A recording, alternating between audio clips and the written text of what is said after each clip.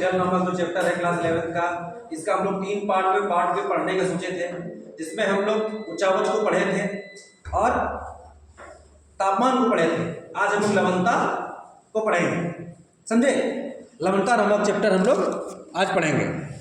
अब कुछ जो लवणता है उसमें लवणता में हमको क्या क्या पढ़ना है, लवणता से कैसे कैसे प्रभावित होता है। महासागरीय जल का एक बहुत ही इंपॉर्टेंट कंपोनेंट होता है महासागरीय जल की लवणता, सैलिनिटी। लवणता आपके जो जल का वाष्पीकरण होता है उससे प्रभावित भी होता है, उसको प्रभावित भी करता है, ठीक है। जीव जंतु को प्रभावित करता है और बहुत सारे पेड़ पौधे जो होते हैं, जितना तरह का जो इन्वायरमेंट होता है उसको प्रभावित करता है। अब वो लवणता पूरे जितने भी महासागरीय भाग हैं सब में एक जैसा पाया नहीं जाता है। इसमें डिफरेंसेस दोनों तरह से पाए जाते हैं। एक तो पाया जाता है क्षैतिज या ऊर्ध्वाधर, हम लोग जानते हैं ना, वर्टिकल और हॉरिजॉन्टल। जैसे अगर मान लीजिए हम लोग कहते हैं कि सर वर्टिकल में क्या समस्या है, वर्टिकल मीन्स लंबवत। अगर समुद्र के नीचे हम जाते हैं तो 100 मीटर पे कितना, 200 मीटर पे कितना है, इसको हम लोग लंबवत कहते हैं। और जो क्षैतिज होता है जिसको हम लोग हॉरिजॉन्टल के नाम से जानते हैं, हॉरिजॉन्टल क्या होता है? हॉरिजॉन्टल में होता है कि अक्षांश के आधार पे, है ना, धरातल पे जो पाया जाता है उसके आधार पे, समुद्री भाग में जो ऊपर स्तर पे पाया जाता है उसको हम लोग बोलते हैं, ठीक है, क्लियर है। अब सैलिनिटी जो अगर हम लोग एक एवरेज के रूप में ले तो लगभग 35 के आसपास होता है पूरे विश्व में, लेकिन हर महासागर में भी डिफरेंस पाया जाता है, जिसको हम लोग उसको क्षैतिज वितरण में पढ़ेंगे। प्रशांत महासागर में, हिंद महासागर में, है ना, ठीक है, आर्कटिक अंटार्कटिक सब जगह पे डिफरेंस पाया जाता है। विषुवत वृत्त जो हम लोग देखिए, पूरे विश्व के ज्योग्राफी को पढ़ने का सबसे अच्छा तरीका है आपका मैप के माध्यम से, ग्लोब के माध्यम से हम लोग पढ़ते हैं। ग्लोब के माध्यम से अब हम लोग पहले बताए हैं कि ये जो विषुवत वृत्त है 0 डिग्री, ये है कर्क रेखा, ये मकर रेखा, है ना, कर्क रेखा और मकर रेखा।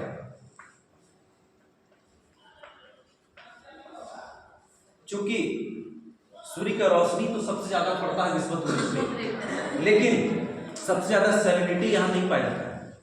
क्यों नहीं पाया जाता है? क्योंकि यहाँ प्रतिदिन सूर्य के रोशनी के कारण से वाष्पीकरण तो होता है, लेकिन प्रतिदिन यहाँ बारिश भी होता है, संपाहनीय वर्षा, है ना, कन्वेंशनल रेनफॉल। अब जो वर्षा होता है तो क्या करता है कि वर्षा जो उसका जो सैलिनिटी है उसको कम कर देता है, ताजा पानी उसको फिर से मिल जाता है, लेकिन उसका जो आउटर एरिया है उसको कर्क रेखा मकर रेखा के आसपास सबसे ज्यादा सैलिनिटी पाया जाता है, जिसको हिंदी में हम लोग कहते हैं अयनवर्तीय क्षेत्र, अयनवर्तीय, ठीक है। अब हम लोग अगर परिभाषा के तौर पर देखेंगे तो कैसे बोलेंगे? सागरीय जल में घुले हुए जो अन्य पदार्थ हैं उनकी मात्रा को हम लोग कहते हैं सागरीय जल की लवणता, या दूसरे तौर पर हम ये भी कर सकते हैं कि प्रति 1 किलोग्राम पे जो घुला हुआ पार्ट है, घुला हुआ पदार्थ है, उसको हम लोग कहेंगे सागरीय जल की लवणता। इसको हम लोग पीपीटी में पढ़ते हैं, पार्टिकल पर 1000, है ना, पार्टिकल पर 1000, 1 किलोग्राम में कितना पाया जाता है, ठीक है। दूसरा है कि पीपीटी हम लोग समझ लिए कि कैसे कैसे होता है। अब इसको है कि जीवों वनस्पतियों पे भी असर पड़ता है, तापकरण पे भी असर पड़ेगा, बारिश पे भी असर पड़ेगा, इसका लवणता का असर सब जगह आपको देखने को मिलेगा। दूसरा है कि लहरीय धाराएं, मछली, जीव जंतु जो प्लैंक्टन होते हैं, जो मछलियां खाती हैं, उन पे भी ये प्रभावित करते हैं, उन पे भी प्रभाव डालते हैं। दूसरा है, अब देखिए इसका जो संघटन होता है, कॉम्पोजिशन कैसे होता है, कॉम्पोजिशन मतलब इसमें पाया क्या क्या जाता है। तो आपका 1984 के आसपास में एक हुआ था, आपका 1884 में हुआ था, सॉरी 1884 में चैलेंजर अभियान हुआ, है ना, चैलेंजर अभियान हुआ।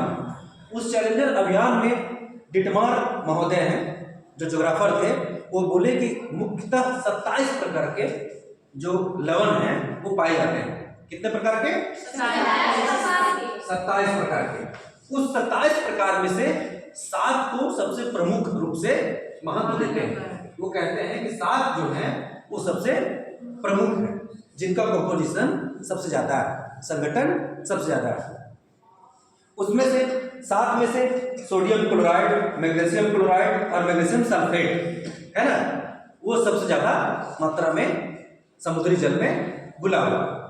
ठीक है, अब इसके जो स्रोत हैं, दूसरा है कि एक जॉली महोदय हैं, ज्योग्राफर हैं, जॉली महोदय कहते हैं कि अगर जो समुद्री भाग में घुला हुआ जल है उसको अगर निकाल के, समुद्री भाग के जल में जो घुले हुए लवण हैं उनको अगर हम निकाल देते हैं और निकाल के पृथ्वी पे अगर फैलाया जाए, है ना, तो 150 फीट मोटा लेयर बन जाए। पूरे पृथ्वी पे अगर उसको फैलाया जाए तो कितना बनेगा? 150 फीट। और सिर्फ अगर स्थलीय भाग में, स्थलीय भाग के ऊपर में फैलाया जाए, समुद्रों में नहीं, सिर्फ स्थलीय भाग में, तो 500 फीट मोटा लेयर बन जाए। समझ गए? मतलब इनका मात्रा कितना ज्यादा, इससे अंदाजा लग जाता है। अब इसके जो स्रोत हैं, स्रोत कौन कौन से, कहां कहां से आते हैं? जो स्रोत है, इसका जो मुख्य स्रोत तो है नदी। स्थल भाग से नदियां ही अपने साथ में जो अपरदन विक्षेपण के द्वारा जो प्राप्त हुए हैं लवण, उनको ले जाकर समुद्र में मिलाती हैं। ठीक है, दूसरा है आपका नदियां पवन भी होते हैं, हवा भी अपने साथ में बहुत सारे लवण को बहा के ले जाकर समुद्र में मिलाते हैं। और तीसरा जो बहुत कम मात्रा में होता है वो होता है ज्वालामुखी क्रिया। ज्वालामुखी क्रिया भी होता है, स्थल भाग में भी होता है तो समुद्री भाग में भी होता है ना, वहां से भी कुछ लवण जाके घुलते हैं। ठीक है, समझ गए? अब लवणता को नियंत्रित करने वाले कारक कौन कौन से हैं? लवणता को जो नियंत्रित करते हैं, वो नियंत्रित करने वाले कारकों में सबसे प्रमुख है वाष्पीकरण। कौन सा है? वाष्पीकरण।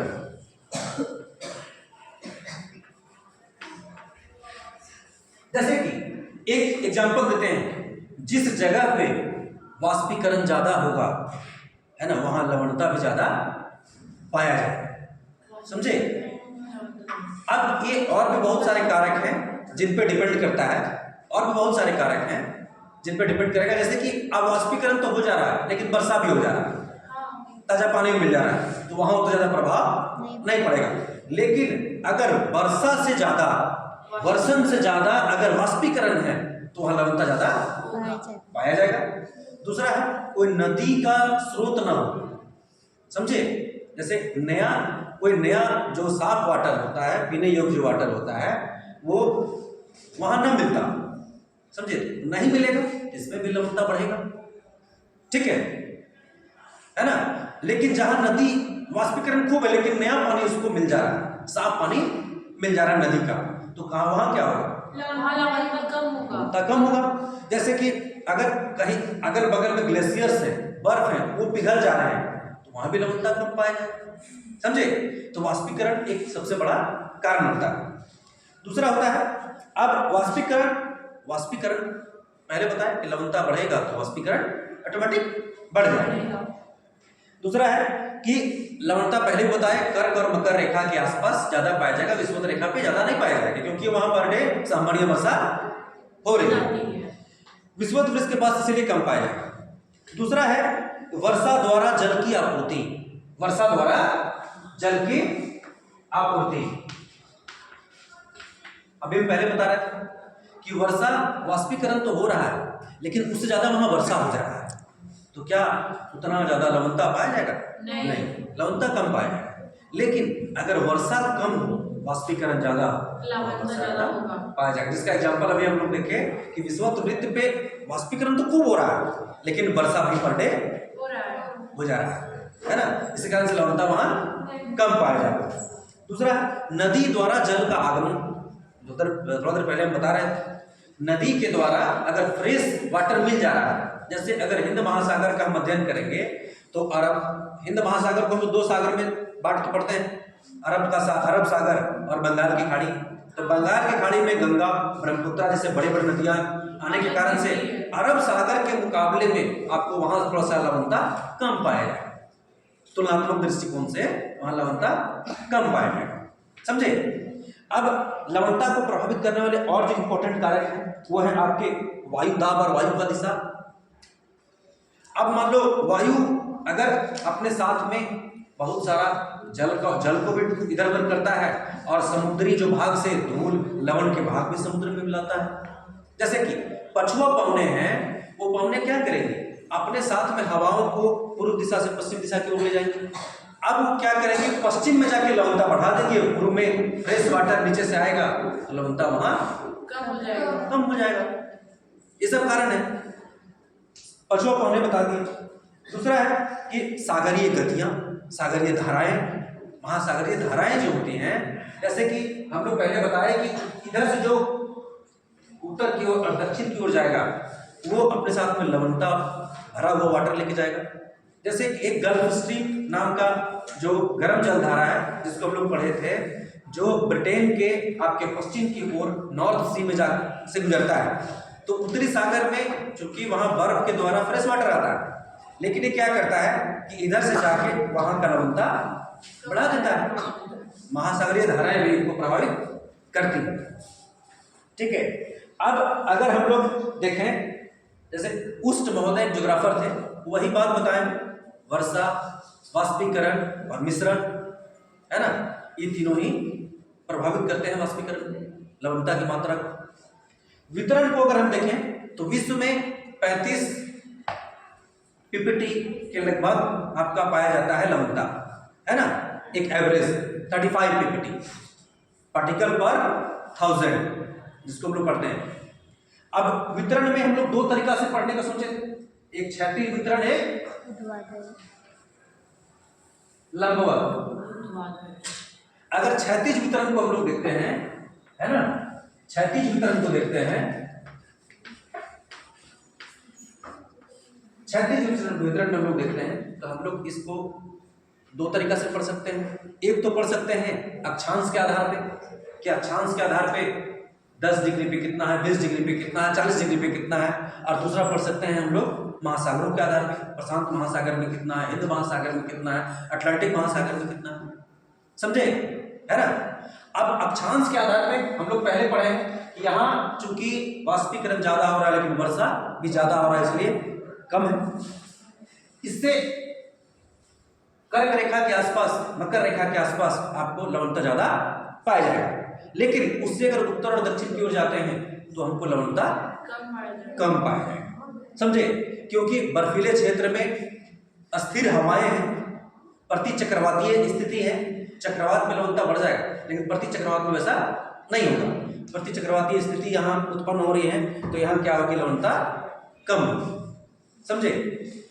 अब एक महासागर में भी बहुत ज्यादा अंतर पाया जाएगा, जैसे बंगाल हम बताए अभी, हिंद महासागर का एक भाग है अरब सागर और दूसरा है बंगाल की खाड़ी, लेकिन बंगाल की खाड़ी में कम है जबकि अरब सागर में ज्यादा। वही स्थिति प्रशांत महासागर का है। वही कुछ जो झील होते हैं, है ना, वान झील का नाम सुने होंगे, ग्रेट लेक का नाम सुने होंगे, है ना, टर्की का वान झील, मृत सागर, डेड सी, उस सब में क्या है कि वहां वही है, वाष्पीकरण ज्यादा है जबकि वर्षा भी कम है और नया जल वहां कम मिलता है, तो वहां खूब ज्यादा आपको ज्यादा मात्रा में लवणता पाया जाता है। ठीक है। अब क्षैतिज रूप से मान लीजिए इसको ऐसे, क्षैतिज रूप से जो अगर एक रेखा को, एक समान लवण वाली रेखा को मिलाता है, लवणता वाली रेखा को, उसको लोग बोलते हैं समलवण रेखा, आइसोहैलाइड समलवण रेखा। समझे। ठीक है। दूसरा है, हम बताएं कि अक्षांश के साथ में अंतर होता है, 0 डिग्री पे कम पाया जाएगा, 20 पे थोड़ा ज्यादा पाया जाएगा, उससे फिर निरंतर कम होते चला जाएगा। अगर हम लोग एक कहीं बहुत ज्यादा मात्रा में लवणता में अंतर पाया जाता है तो उसको हम लोग कहते हैं कि यहाँ लवणता का प्रवणता बढ़ गया है ना। लवण प्रवणता वाले मंडल के रूप में हम लोग जानते हैं कि यहाँ तुरंत वहाँ चेंज हो जा रहा है। जैसे मान लो कहीं का लवण 40 है लवणता रेखा, अब तुरंत किसी अगली जगह पे 20 है, तो जो बीच में जो रेखा पाया जाएगा उसको लोग बोलेंगे ताप लवण प्रवणता वाला मंडल है, वहाँ तुरंत चेंज हो जाएगा। ठीक है।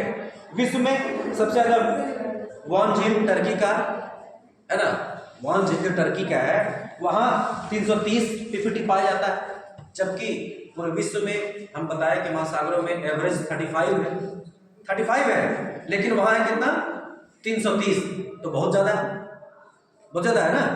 ठीक है, इतना ज़्यादा है कि अगर वहाँ कोई गिरेगा तो डूबेगा नहीं, इतना ज़्यादा लवणता का डेंसिटी वहाँ ज़्यादा है। ठीक है।